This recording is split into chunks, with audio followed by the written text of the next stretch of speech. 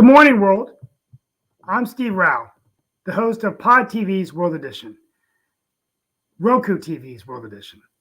And on this great show, I have the honor of hosting this with my esteemed colleagues, and we have engaging discussions on global affairs, division in America, division around the world, innovation, and what it's going to be like moving forward as we perhaps are at the end of this pandemic or a new phase of this pandemic. Today, we have a very special guest, so I'm going to save my monologue and just talk at a really high level before I introduce a very special friend and guest on our show. Russia and Ukraine continues to wage on. The war is changing the world order. And the question becomes, how much of a game changer will an invasion of Ukraine be if Russia takes over? What will it do to China? China has actually been the dominant force in the room, the elephant in the room, so to speak. When President Trump held the office, we said we were going to make America great again. We tried to take on China. And China has actually been standing there trying to build relationships with other parts of the world, like Russia, for example. Even in the midst of this crisis, Russia will continue, even if it's threatened with sanctions, to sell oil and technology to China. China will, oil to China and natural gas. China will sell technology. And even at the Olympics, we saw this new alliance between Russia and China. But the danger China now faces is a West and Europe that seems more galvanized than ever, the likes of which we haven't seen since probably World War II. What will this mean to the New World Order? We'll be talking about this. We'll be talking about the disruption of democracy, the decay of democracy around the world, and perhaps even looking inward at the United States of America. Finally, we'd like to ask our special guest, and I'm going to introduce him in a minute, about the State of the Union. President Biden ended last week's State of the Union by saying exactly a week ago that the State of the Union is strong. How strong is it? Can Joe Biden make a comeback, win back seats in the House and Senate, or are things really gloomy for the Democratic Party? And why are we so divided in America? What is it that's making us so divided? We will talk about these issues today on World Edition. And we're going to do so with a very, very special guest, Dr. Wilmer Leon. Dr. Wilmer Leon is a political scientist and author whose primary areas of expertise are American government, Black politics, and public policy. For 11 years, he was a lecturer and teaching associate at Howard University in the Political Science Department. Howard University is in Washington, D.C.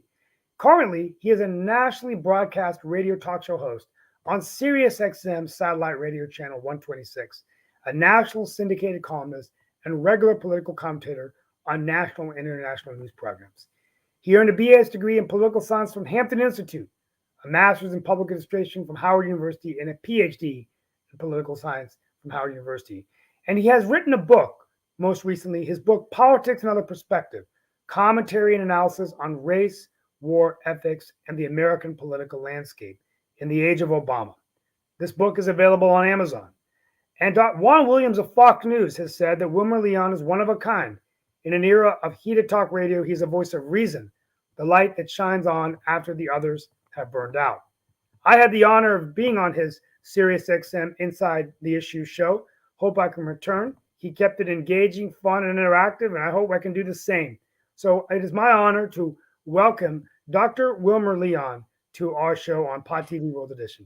Dr. Leon, Wilmer, welcome to the show. Thank you.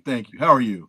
We're good. And we were on PBS Carolina last week, so you and I have become like international media buddies. So thank you so much for being here. And the response that I've gotten from having been on that program is tremendous. I'm really humbled and surprised at the comments that I've received via email from having been on the show. Great show. Well, thank you so much. Well, I just we have a panel that we bring in, but we're just going to have sort of a high level conversation. So much to talk about and so little time. I guess we'll start with the big issue, Russia and Ukraine, and just get your perspective of the question that we asked you at PBS Carolina. Why is this such a big deal in the New World Order, assuming that if Putin is successful? And what is this war really about?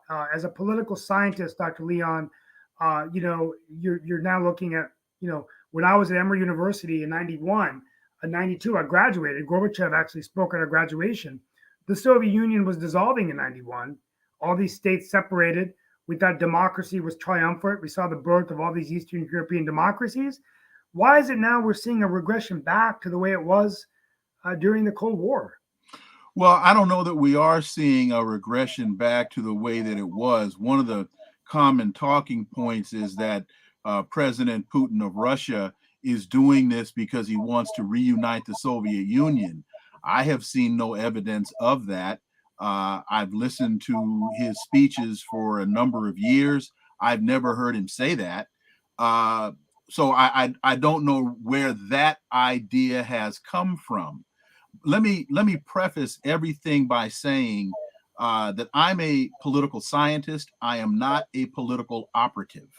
And so for me, understanding why Russia is engaged in this military intervention, understanding the rationale is in no way, shape, or form condoning it. But I do believe that Russia's views have to be respected, whether or not we agree with them. Simply, why is this happening? I think for a couple of reasons. One, Russia's security interest. Back in 1990 or 91, as Germany was being unified, East and West Germany, the Soviet Union, or then Russia, agreed to allow East Germany to rejoin West Germany so long as NATO did not expand any further eastward. And the United States, then Secretary of State James Baker III, agreed to that, along with Margaret Thatcher, backing Prime Minister of Britain, backing that up. And ever since that commitment was made, the United States and NATO have done nothing but violated that agreement. I mean, when you look at the map now, Russia is surrounded in terms of NATO by Estonia, Latvia, Lithuania, Poland, Romania, Bulgaria, and a proxy NATO state called Ukraine. So that's one issue. The other issue is the United States' interest in dominating the world energy market. Yes. And Russia and Germany built what is now known as the Nord Stream 2 pipeline. And the United States does not want Russia to expand its ability to provide oil and natural gas to Europe. And the final point, the United States is not able, from a foreign policy perspective, to come to grips with the reality that this is no longer a unipolar world. We are now, with the United States as the single global hegemon, we now are in a multipolar world, and the United States just will not tolerate that. And we have things such as the Wolfowitz doctrine, which explains all of this. We've got RAND Corporation studies that articulate a lot of this. So in a nutshell, that's my answer to your question. Okay. The second question, though, so before I get to, and then we're going to go a little bit into democracy in America and around the world, then we're going to bring on a panel, because I could keep you here for an hour by myself. We might do that eventually. Why is it that, yesterday in my monologue, I talked about President George H.W. Bush and the coalition we brought together so quickly to go in and say, you can't invade another country. Now, Kuwait's a lot smaller. This is a democracy of 40 million people, Ukraine. But we had the intelligence for so long that Putin was going to do this. Do you think Biden should have at least worked with our allies and put some forces in Ukraine? Or do you think that's too dangerous doing that to a nuclear power? We've gone into other nuclear powers. Do you believe that we've been weak in our response because he doesn't seem to be listening to sanctions? Or do you think the president is responding effectively in this crisis? No, the United States has been utterly foolish in its response. And it's not a matter of intelligence telling us that Putin was going to do this. Putin told us he was going to do this. He's been saying this for years. He has been telling the United States, he has been telling NATO, and he has been telling the world. if you don't stop trying to encircle my country with NATO forces, I will respond. He's been very clear on this. This is no mystery. This is no secret. This is not the machinations of a madman.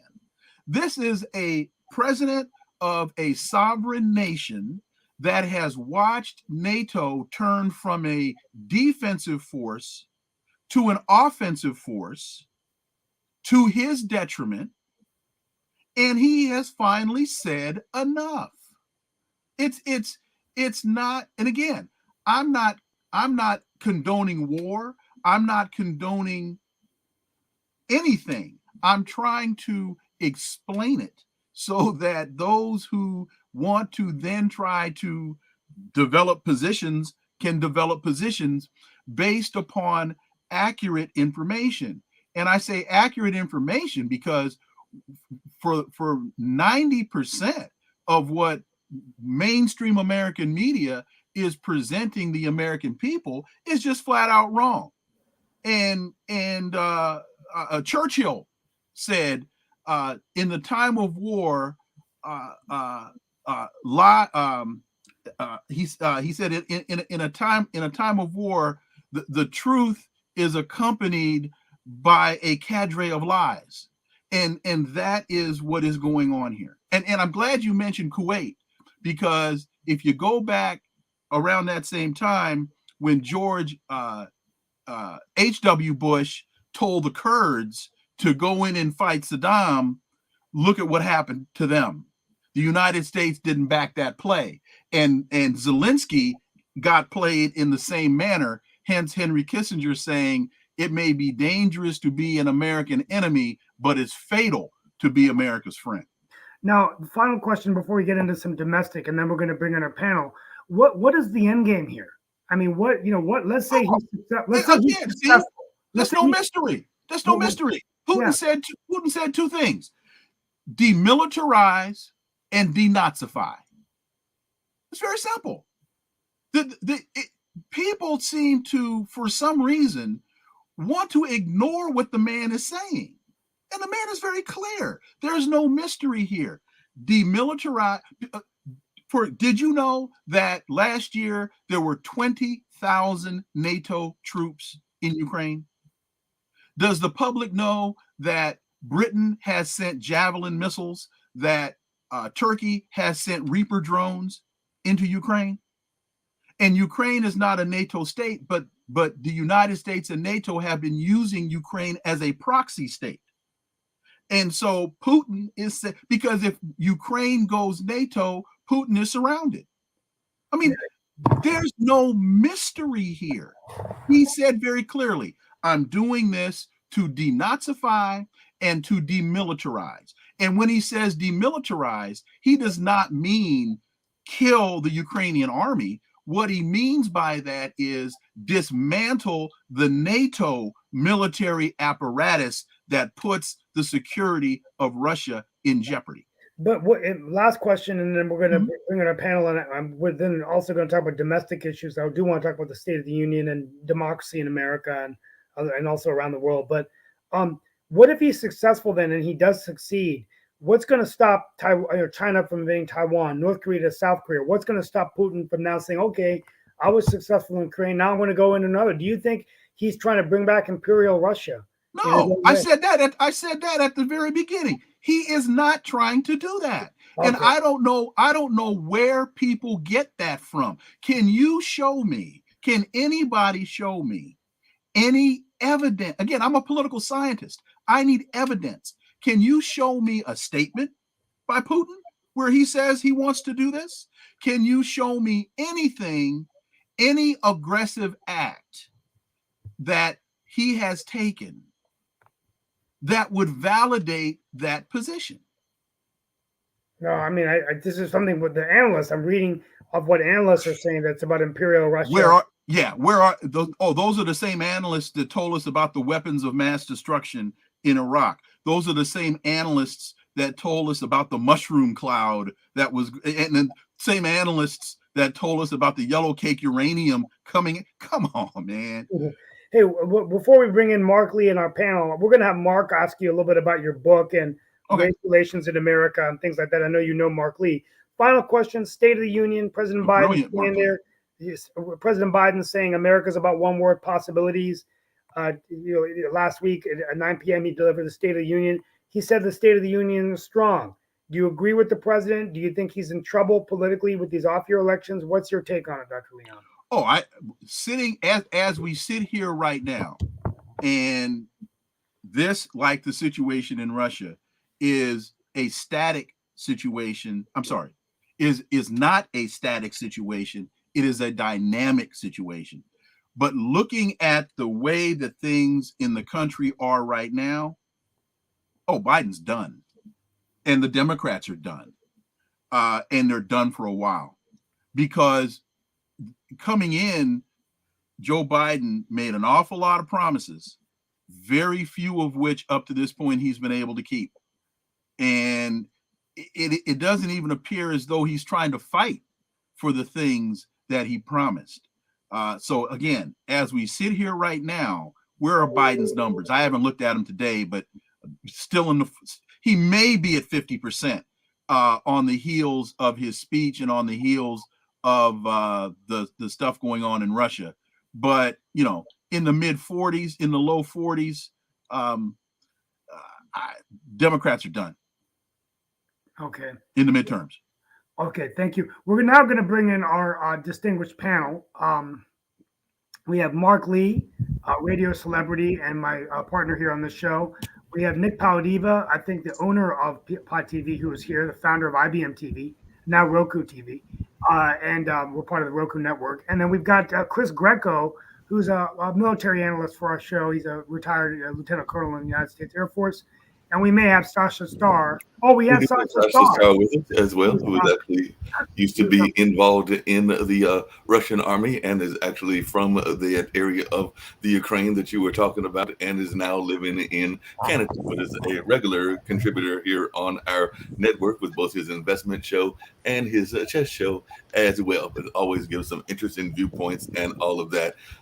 Dr. Leon, Wilmer, as I like to call you, and everything. One of the things I was going to ask you, based on what you were saying and all, is a couple of things. And the first one is, both of them have to do with the divide. And one is a divide in the nation, the other is a divide internationally. And I was wondering, from your take, do you feel that we are seeing too much of a Eurocentric point of view in what is being covered, even with the Ukraine battle? Because I know that there are a number of other conflicts, and you are a political scientist in other parts of the world, and we don't oftentimes hear those being covered. But I'd love to hear your take on that. And if we put it on the domestic side, which I know part of your book is about and everything, what is your take on what people are saying is a very divided nation? And some of that divide is along those racial lines. Let me start with the first question, and as I'm getting longer in the tooth, you may have to remind me of the second question.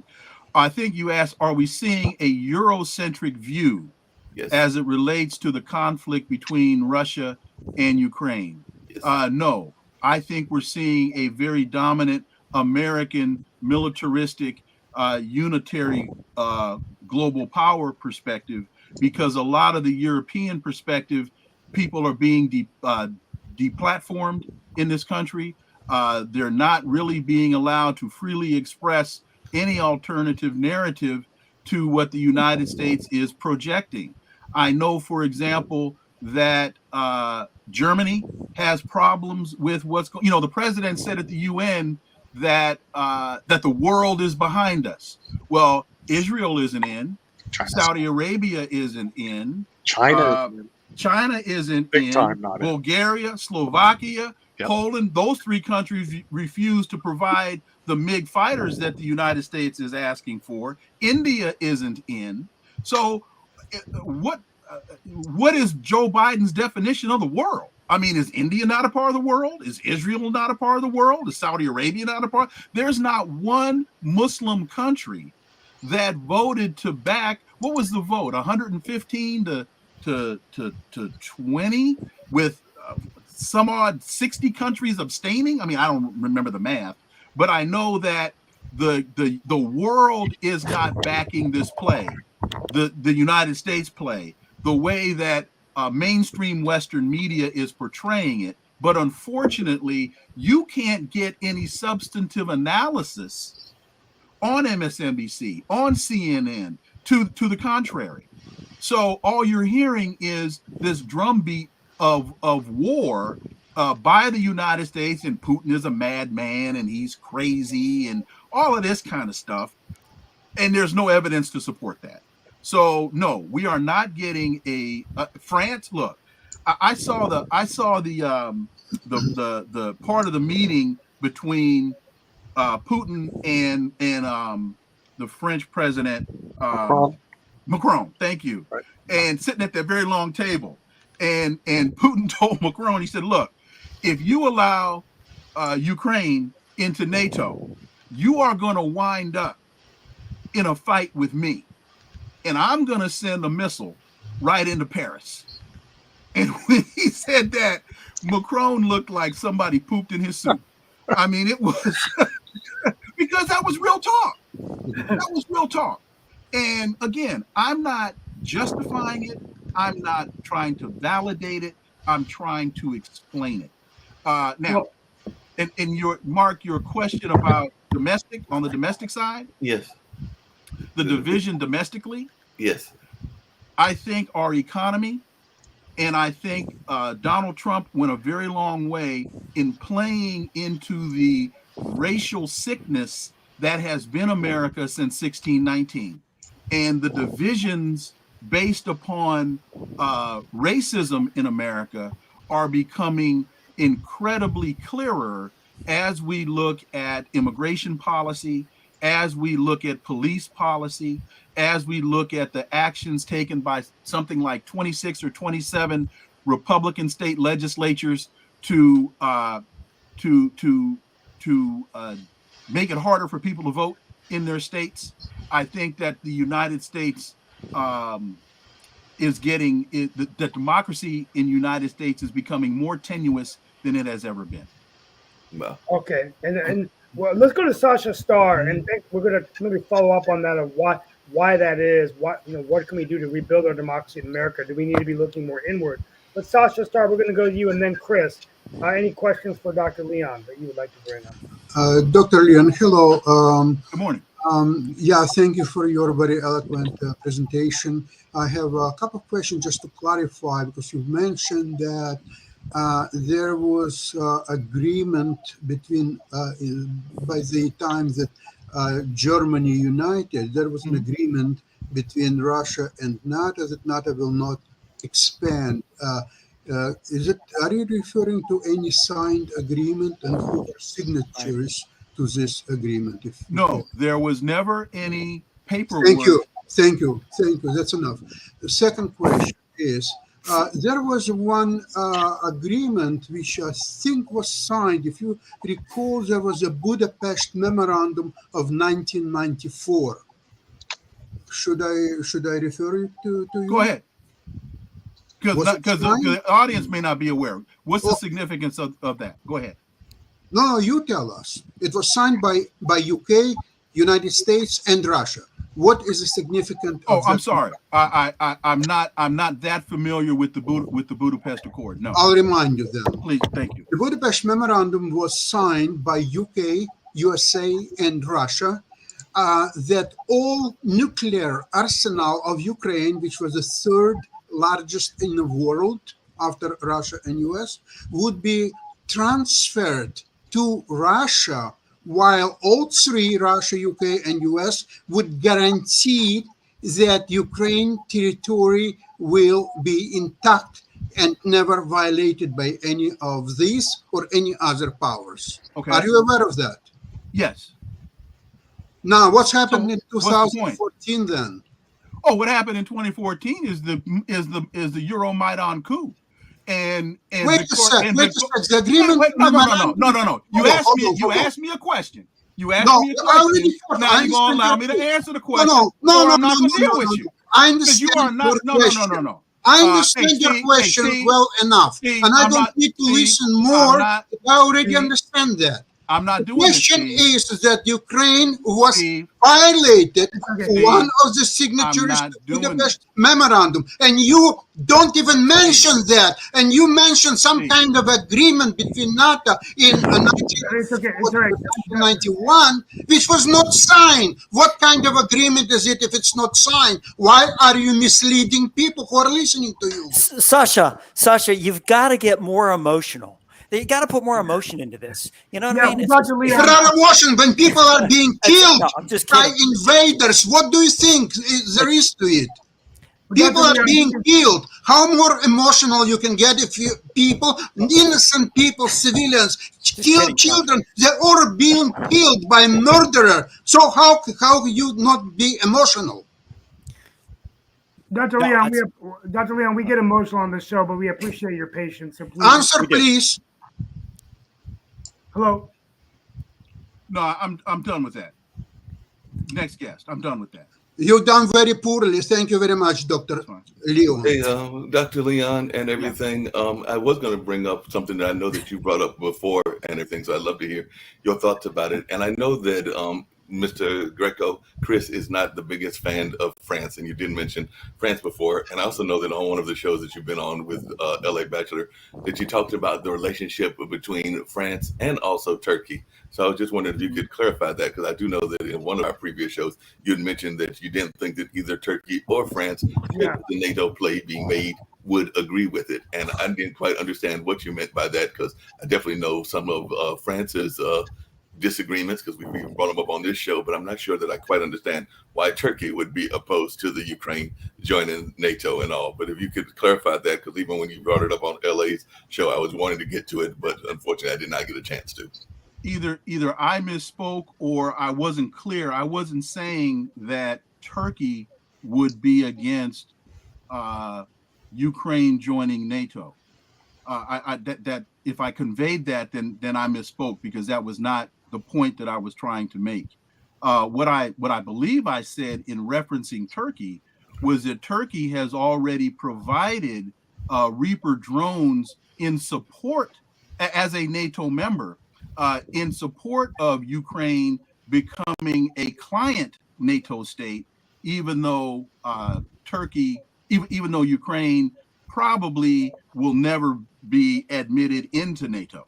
In fact, this whole issue could really have been avoided if Joe Biden had sent a very simple letter to Russia saying three simple things. One, we respect your security concerns.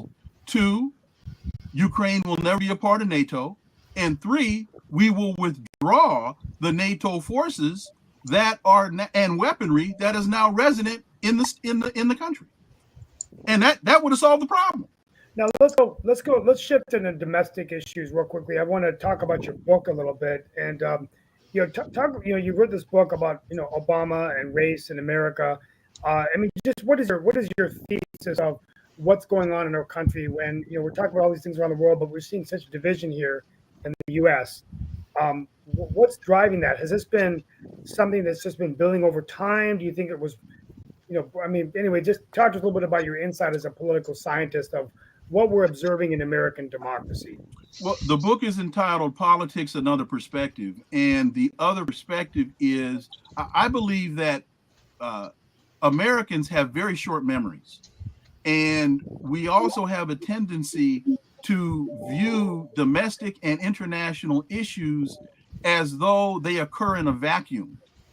And so when you're particularly reading and watching mainstream media, rarely do they connect the historical data points so that people can have a broader understanding of what's actually going on in the world and why. So when I write my op-eds, what I try my best to do is to provide a historical context so that people can have a better understanding of where we are. So when the question is asked in 2022, well, we're here in America, how could this happen in America? Well, this is America. It's where we've always been. And since we arrived on these shores in 1619 in Port Comfort, Virginia. So there's very little new under the sun. and so that's the premise and the context in which I do my analysis, and that's 9 times out of 10 the basis upon which I write. Along those same lines, I was wondering what your take is, and I know you've brought it up on some of our other shows, on critical race theory. I know it's come up a lot of times here, and sometimes people have a definition of it and what it means, but I know that in the conversations with you in the past, you've mentioned it being an academic kind of thing that is more on the higher education side, whereas we've got a lot of people that are talking about it being in our elementary schools and all of that. But I was wondering what your take is on that particular issue, since it's become a hotbed issue in our media coverage and in our political landscape. Critical race theory is a huge distraction that is intentionally being employed by conservatives to rally primarily middle-class white female voters who defected in their minds from the Republican Party to the Democratic Party, and now trying to bring those people back. And the perfect example of that is what happened in the Virginia election with the new governor. I'm drawing a blank on his name. Youngkin. Thank you, Glenn Youngkin. In that, if you looked at the polls, Glenn Youngkin was way down in the polls until he started talking about critical race theory and wanting to be sure that critical race theory was banned in Virginia public schools, when there was never not one instance where critical race theory is being taught at the elementary, middle school, or even high school level. Critical race theory is a college at a minimum and graduate level at best construct that is taught at that level. There is not one instance where critical race theory is being taught in this country at the high school or middle school level. And all it really is a matter of saying to the country, if you're going to teach American history, then teach American history and teach the race dynamic as part of that curriculum. You can't ignore the impact that race and racism, even though race is an artificial construct and doesn't really exist, that racism in the United States is key and fundamental to what the country is. And for evidence of that, all you have to do is turn to the Constitution and look at the Fugitive Slave Clause, look at the 3/5 Compromise, and look at the fact that the importation of enslaved Africans was allowed in this country for 25 years after the Constitution was ratified. Dr. Leon, you said something very interesting I brought up on the show, which is what I call the other side. There's always his side, her side, and then there's the truth. Mm-hmm. And there's actually a website, because we hear in the media, we only get the one side, what America thinks. There's a website which I tell people to go to, and here it is. It's a Facebook group, Understanding China Facebook group. You will get the other side to the Putin story, which you're saying. Mm-hmm. When I was listening to you, I said one thing that Putin has is really horrible PR. I was going, there's another side to the story, because there's always two sides. Mm-hmm. His side of the story got no love by the media at all. Correct. And the only place I can find where you can actually listen to the other side is you go to Facebook group, go to Understanding China. He has a whole group of allies. It's called China, which is one of the things that the United States really needs to take a look at, because if you ever go to this Facebook group, and a lot of people haven't, you'll find out China's not our friend. You can say what you want about Russia. The real problem is China. There's a lot of people out there that really do not like the United States of America. And they consider us imperialist. They consider us to be aggressors everywhere we go. I mean, it's like a whole different cat from what you get in the media here in the United States. So I encourage people to look at the other side of the story also. There's another very great piece. The Los Alamos Study Group has written a phenomenal piece in Consortium News that explains a lot of this issue from the perspective of Russia. It's a phenomenal articulation. The Los Alamos Study Group? The Los Alamos Study Group, yes. Hey, Dr. Leon, along those same lines, and I'd love to hear from everybody on the panel about this. We just recently heard that and this is another political issue, that one of the states that is Republican-led is now saying that they don't need to mask our children because it's not going to be proven that it is something that we should be doing, and that is down in Florida. And ironically, I believe it's the Surgeon General with some African background. It is the one that is actually coming out and saying that he is behind DeSantis and all of that, and that he is saying that those young folks don't need to do masking because it's not been proven that the vaccines are effective with the young people. So I was just wondering, what is your take from a political standpoint on the whole masking issue and how it also may play into the larger vaccine issue? I think that masks are still a very important and powerful tool in stopping the spread of COVID. And I think there is enough data, not only from the medical field, but also those with that are experts in public health to support that position. Those who want to sit around and talk about mandates and masking mandates and their individual rights, there's a reason it's called public health, not individual health. If you want to sit around in your tractor trailer truck, because that's the big one now that's been going around watching, if you want to sit around in your tractor trailer truck without your mask on, or you want to sit in your living room in the confines of your home, that's your right. That's your prerogative. That only makes sense. But when you step out from your yard into the public space, it's called public health for a reason. And your individual rights and your individual liberties, there's a reason that is called the police power of the state. And the state has a right in many instances to mandate in certain instances like this. And that needs to be paid attention to. Now, I would actually concur with you and go further, Counselor, that also that there are studies that are actually published on ssrn.com. And I was going through some of these studies by MD PhDs. What they said, if you don't have a mask, let's say Chris and I don't have a mask, one of us has coronavirus, you're in the 90 plus percentile that I'll catch it. If he has a mask and I don't, it drops to 17%. If we both wear masks, it drops to 2%. Now, these studies are readily available on ssrn.com, which is and I send it out to people, and then I get coming back from them blank stares. And I said, look, all you have to do is read the bloody studies. First of all, a lot of people don't even know what ssrn.com is. So I have to explain them. It's the largest depository of academic journals in the world.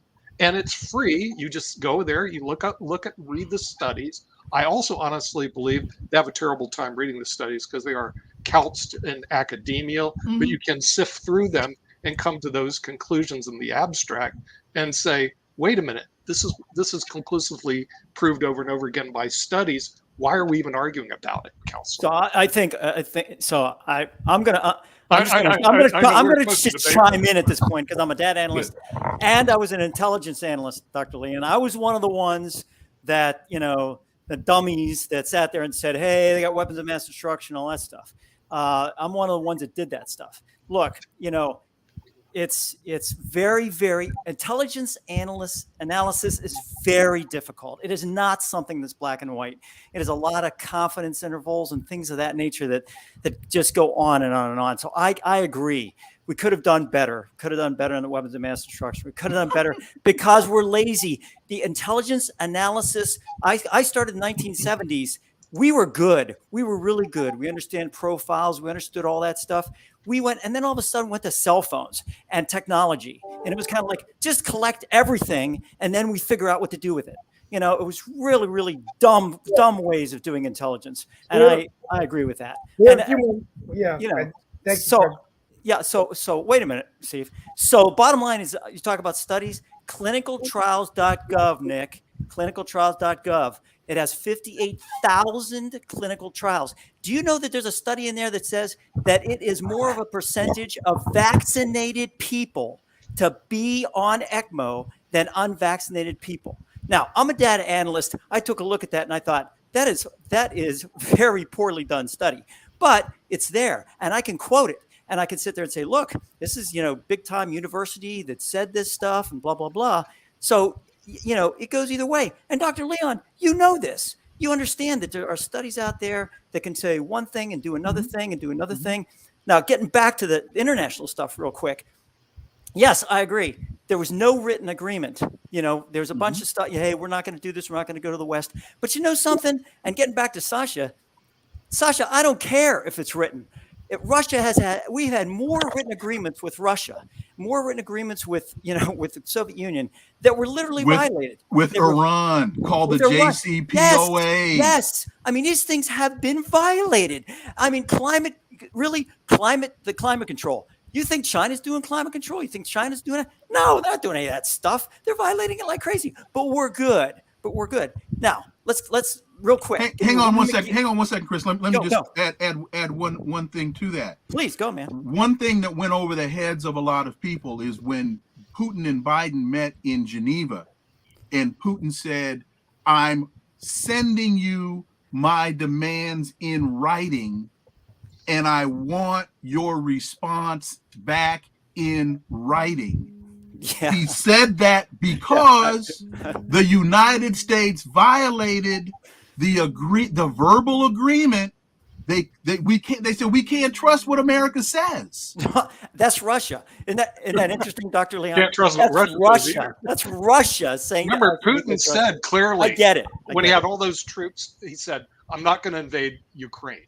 He clearly said it, and guess what? He didn't invade Ukraine. But wait a minute. That because what has to be understood to that point, Nick, is that again, this is a dynamic, not a static situation. And implicit in that statement was he did not expect, nor did I expect, that the United States would totally ignore his demands. Yeah.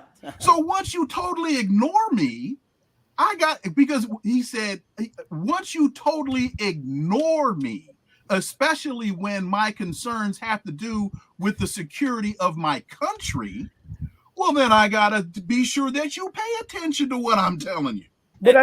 I think you're right. I think the bottom line in this, Dr. Leon, is the fact that we did what we, if I had lessons learned from this whole thing, this no-fly zone bullcrap that's happening right now, what I would have done is I would have put aircraft in Poland, Moldova, all these areas, and I would have said, look, you want to screw around with Ukraine, you screw around with Ukraine. But let me tell you something, you go 1 inch past any of these borders, we're going to shoot down your aircraft. Inadvertent or advertent, doesn't make any difference. And that would have stopped that bull crap right off the bat. And let me, Chris, we know, Dr. Leon, we know we have you for a few more minutes. Sorry about that. Go ahead. Yeah, Chris. Speaking of lessons learned, and I want to come back just really quickly to domestic because I wanted to hear Dr. Leon's take on this. It seems to me that, and it comes back to division, and division is big all over the world and everything. But one of the things that I'm hearing in conversations is how other groups are being pitted one against the other. We saw it with the vaccine and what some of the reaction was with the Asian population. We know that even some African Americans don't have the necessary respect that they should, even though definitely Steve is one of my good buddies of our Indian brothers and sisters and everything. And we've also seen it with some of the conversations around Latin America and the Dreamers and what some African Americans, not all African Americans, reaction is. And then, of course, the gender wars and even the orientation wars that are going on as well. So as a political scientist, I was wondering what your take is on these division points, and is that something, coming back to democracy, that we can get past in order to build the quote-unquote United States that we profess that we want to be? The answer, Mark, to your question, I would say is yes, but I'd be really at this stage of the game at a loss as to how to get there, because identity politics has become such a viable avenue that it becomes a them versus us mindset. And so the fact that we are Americans, people love to say that, but again, there's a history here. It's kind of like Animal Farm, where all animals on the farm are equal, just some are more equal than others. And that seems to be a major problem. I mean, it's very simple. Why is one person, one vote so hard to secure in this country when that's supposed to be one of the fundamental elements of a democracy? Is one person, one vote. And you have 27 state legislatures that are doing everything in their power to disenfranchise people of color in this country. And whether it's Joe Biden or whether it's Lindsey Graham or whether it is, who's the minority leader from Kentucky? Mitch McConnell. Mitch McConnell. They all can't agree that one person, one vote is fundamental to the rights of people in this country. So, yeah. Now, real quickly, we have one or two more questions before I close out my end and move on to other things. But we're going to bring you back to talk about your book again. I'm also going to bring you another radio show I host. But and I hope, looking forward to coming back on your show. That was a lot of fun. But we talk. Fareed Zakaria has used this term democratic recession, right? And why is it that we're seeing the rise of so many authoritarian dictatorship governments? Hungary. We talked about Juan Guaido in Venezuela, Tunisia. All across the world, we're seeing dictatorships rise, even in countries where there were free and fair elections. Why do you think, as a political scientist, that's occurring? What's driving this democratic recession that Zakaria talks about so often on his show? Well, I don't know that I really agree with Fareed on that point, because I'll make a very general statement, even though I know it doesn't apply to every circumstance. When you look at well, first of all, there's been a very serious change in the language in this country since the end of the Cold War. If you go back to the Cold War language, it was democracy versus communism. And communism was on the march. And communism had to be thwarted because the Red Menace was going to take over the world. Well, you don't really hear too much conversation anymore about communism. Now the term is authoritarianism. Well, what does that really mean? Well, what it means is there are presidents and leaders in countries primarily that the United States doesn't like. Because if Joe Biden, standing next to Olaf Scholz at the White House, when asked about what are you going to do about Nord Stream 2? And the answer is, we're going to shut it down. And then Joe Biden's asked, well, how are you going to do that? Well, don't worry about it. We're going to shut it down. Well, if the United States can shut down a pipeline in another country that was a business venture between two countries, and the United States has absolutely no interest in it, what is that other than authoritarianism? If the people in Venezuela can elect Nicolas Maduro to be their president, and then the United States can come in and say, you know what, we don't like Maduro, so we're going to appoint Juan Guaido to be your president. And by the way, we're going to steal your resources to squeeze you into a position to where you acquiesce to our demands. If that isn't authoritarianism, I don't know what is. So when you look at these leaders rising, ask yourself, where is the United States military and where is the United States government in the division between the Sudan and the South Sudan? Where is the United States and its military as we look at the fight between Ethiopia in Ethiopia? When we look at what's going on in Mali, well, that's France. When we look at what's going on in Guinea, those were AFRICOM troops that went on a lunch break and overthrew the government in Guinea. So you have to ask yourself whether it's at the continent of, where is Muammar Gaddafi? Oh, the United States assassinated him. Why? Because we couldn't really see an African Union being developed to rival the European Union. And we wanted to be sure that we got a hold of his resources. So you've got to ask yourself very clearly, where is the United States in fomenting the coups like the United States did in Ukraine in 2014 in Maidan Square, as Victoria Nuland was handing out cookies to Nazis in the West so that they could take over the government.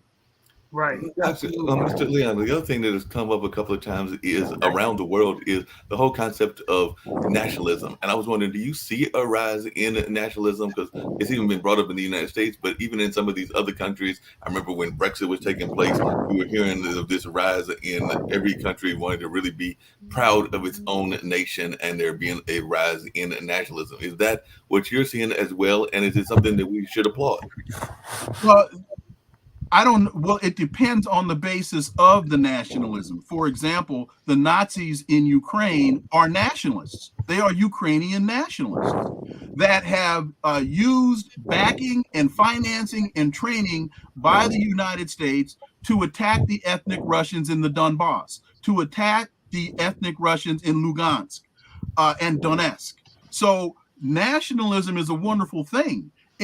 Until you start becoming anti-Semitic with your nationalism, as you start becoming ethnic Russian in your nationalism, as you start turning your nationalism against people in your country, then nationalism becomes a problem.